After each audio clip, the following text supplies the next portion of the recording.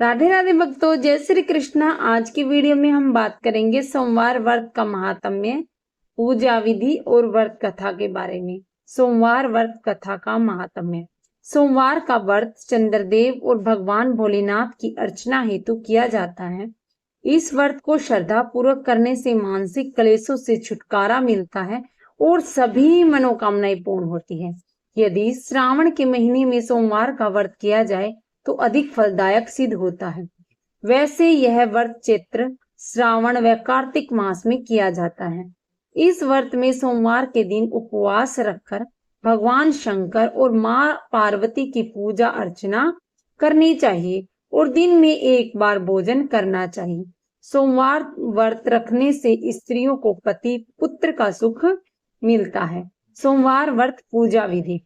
भगवान शंकर की पूजा का श्रेष्ठ समय प्रातः काल माना जाता है। अतः सोमवार के दिन प्रातः काल ब्रह्म मुहूर्त में उठकर नित्य कर्म से निवृत्त हो स्नान कर पूजन हेतु ध्यान कर भस्म धारण कर कुशा पर बैठे, पूर्व व उत्तर दिशा की ओर मुख रखें, चौकी पर सफेद कपड़ा बिछाएं, उस पर तांबे पर खुदा सोमवार यंत्र और भगवान शिव की प्रतिमा और शिवलिंग की स्थापना करें। बिल्व पत्तर, पुष्प, अक्षत, जल, दक्षिणा इत्यादि सामग्रियां अपने निकट रखें। शिव पूजन विधान के पश्चात व्रत कथा पढ़नी चाहिए। व्रत कथा पूर्ण करने के उपरांत भगवान शिव को भोग लगाकर तुलसी के पौधे को अर्घ्य दे और दिन में एक समय ही भोजन करें। सोमवार व्रत कथा। एक साहूकार बहुत अमीर था। उसके पास धन की कोई कमी नहीं थी। साहूकार के पास सभी सुख और ऐश्वर्य के साधन थे, किंतु उसको एक ही बात का दुख था कि उसके कोई औलाद नहीं थी। दिन रात वह इसी चिंता में लगा रहता और पुत्र पाने के लिए हर सोमवार को भगवान चंद्रदेव और शिव जी की पूजा करता और व्रत रखता था। साहूकार की भोलेनाथ के प्रति ऐसी भक्ति देखकर एक बार मां पार्वती ने शिव जी से कहा, हे नाथ, ये साहूकार आपका अनन्य भक्त है और सदैव ही आपका व्रत और पूजन भक्ति भाव से किया करता है। आप कृपया करके इसकी मनोकामनाओं को पूर्ण कर दे।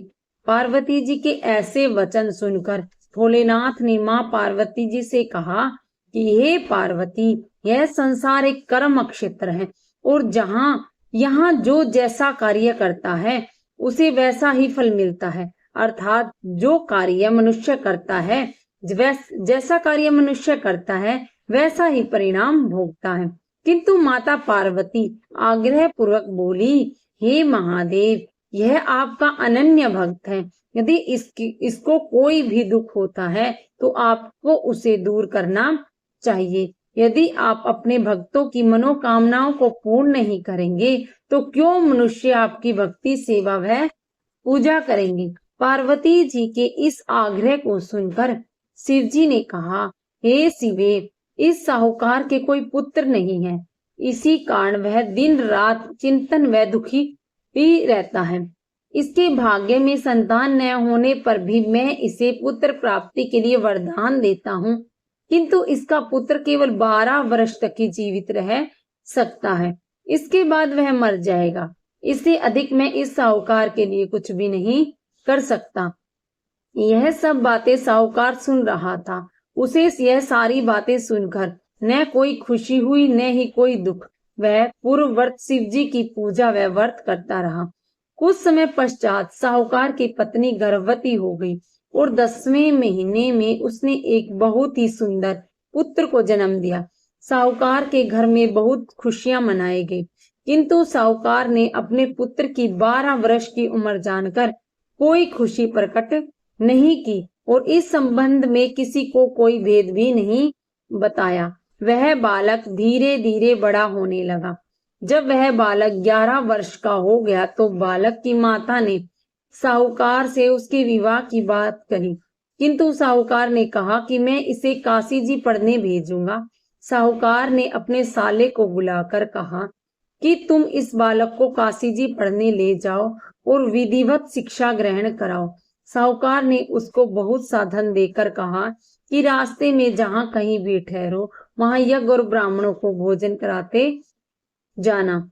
इस प्रकार वह दोनों मामा भांजे रास्ते में यज्ञ करते दान देते और ब्राह्मणों को भोजन कराते जा रहे थे कि रास्ते में एक शहर पड़ा। उस शहर के में राजा की कन्या का विवाह था। एक अन्य राजा का लड़का बारात लेकर आया था, लेकिन वह एक आंख से काना था। लड़के के पिता ने इस बात की चिंता थी कि वर को देखकर कन्या के माता पिता विवाह के लिए किसी प्रकार की अड़चन न डाल दे। इस कारण जब उन्होंने साहूकार के अति सुंदर बेटे को देखा तो मन में विचार आया कि क्यों न इस लड़के से विवाह का कार्य पूर्ण करा लिया जाए। यह विचार कर उस ने लड़के और उसके मामा से कहा कि यदि आप फेरे व कन्यादान का कार्य पूर्ण करा देंगे तो आपकी बड़ी कृपा होगी और हम आपको बहुत सा धन देंगे। साहूकार के लड़के और उसके मामा ने इस बात को स्वीकार कर लिया था। विवाह का काम भली प्रकार से पूर्ण हो गया। जब वह लड़का जाने लगा तो उसने चुपके से राजकुमारी की चुनरी पर लिख दिया कि तेरा विवाह मेरे साथ हुआ है, लेकिन जिसके साथ तुम्हें भेजा जाएगा वह एक आंख से काना है। मैं काशी जी जा रहा हूँ।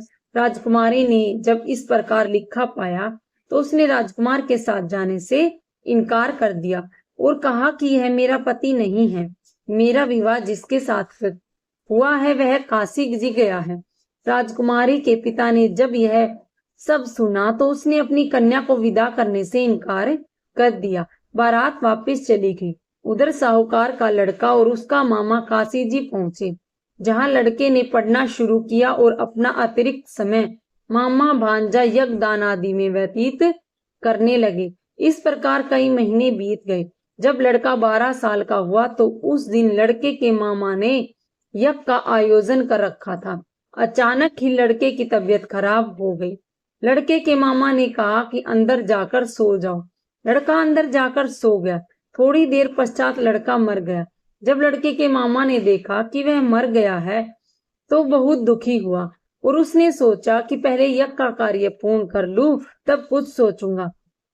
लड़के के मामा ने यज्ञ का कार्य पूर्ण किया और फिर रोना प्रारंभ कर दिया। वह जोर जोर से रो रहा था। संयोगवश शिवजी और पार्वती उधर से जा रहे थे। पार्वती जी ने भगवान भोलेनाथ से कहा कि हे नाथ, कोई दुखी व्यक्ति रो रहा है, उसके कष्टों को दूर कर दो। जब शिवजी और पार्वती जी वहां पहुंचे तो उन्होंने देखा कि वहां एक लड़का मरा पड़ा हुआ है। तब पार्वती जी ने देखते ही इस लड़के को पहचान लिया।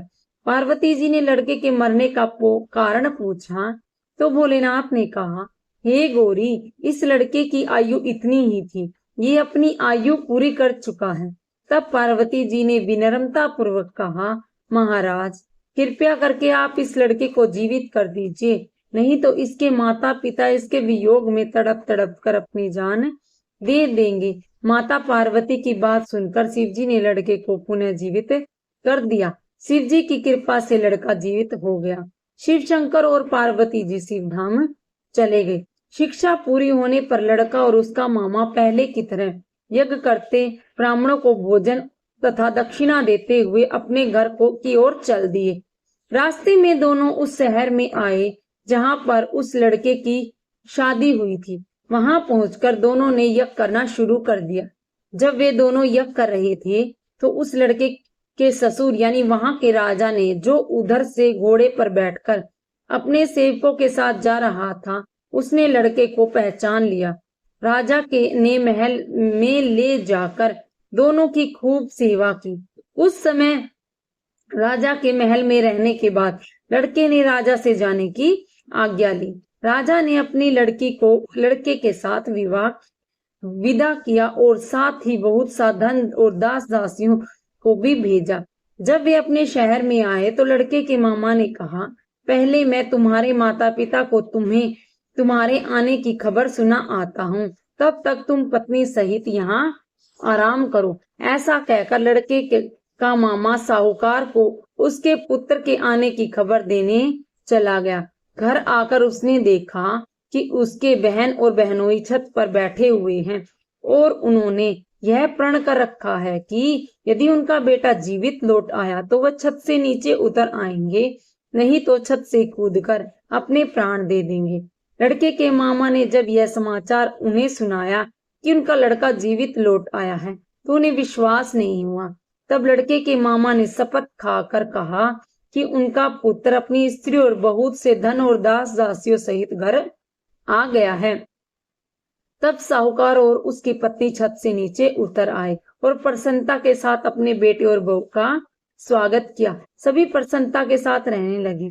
इस प्रकार भक्ति भाव से जो प्राणी सोमवार के व्रत का पालन करता है, प्रेम पूर्वक इस कथा को सुनता और पढ़ता है, उसके सभी कष्ट दूर हो जाते हैं, सारी मनोकामनाएं पूर्ण होती हैं और इस लोक में सभी सुख सुविधाओं को भोगकर अंत में शिव लोक की प्राप्ति होती है। इस प्रकार सोमवार के व्रत को 16 सोमवार तक करें, फिर उद्यापन करें। इस व्रत के प्रभाव से मानवों की सभी प्रकार के सुखों की प्राप्ति होती है। विशेष महत्व, इसके व्रत के बारे में कहा गया है कि ग्रहण आदि में जब ध्यान, हवन, उपासना, दान आदि सत्कार्य करने से जो फल मिलता है, वही फल सोमवार के व्रत करने से मिलता है। श्रावण में केदारनाथ का ब्रह्म कमल में पूजन, दर्शन, अर्चन व केदार क्षेत्र में निवास का विशेष महत्व है। इससे भगवान शंकर की प्रसन्नता और शिव की कृपा प्राप्त होती है। शिव जी की आरती।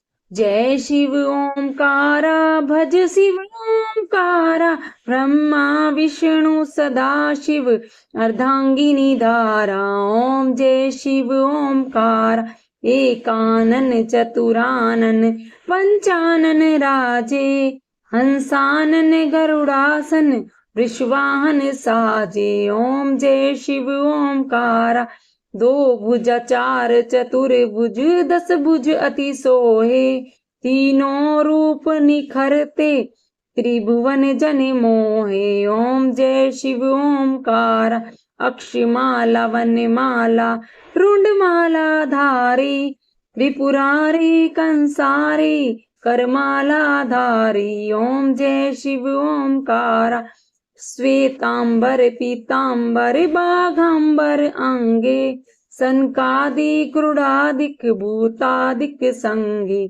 ओम जय शिव ओमकारा, कर के मध्य कमंडलु, चक्र त्रिशूल धारी, सुखकारी दुखहारी, जन पालनकारी। ओम जय शिव ओमकारा, ब्रह्मा विष्णु सदा शिव, जानत विवेका, प्राण वाक्षर में सुशोभित, ये तीनों एका। ओम जय शिव ओमकारा, त्रिगुण स्वामी जी की आरती, जो कोई नर गावे, कहत शिवानंद स्वामी, सुख संपत्ति पावे। ओम जय शिव ओमकारा। राधे राधे भक्तों, जय श्री कृष्ण, हर हर महादेव।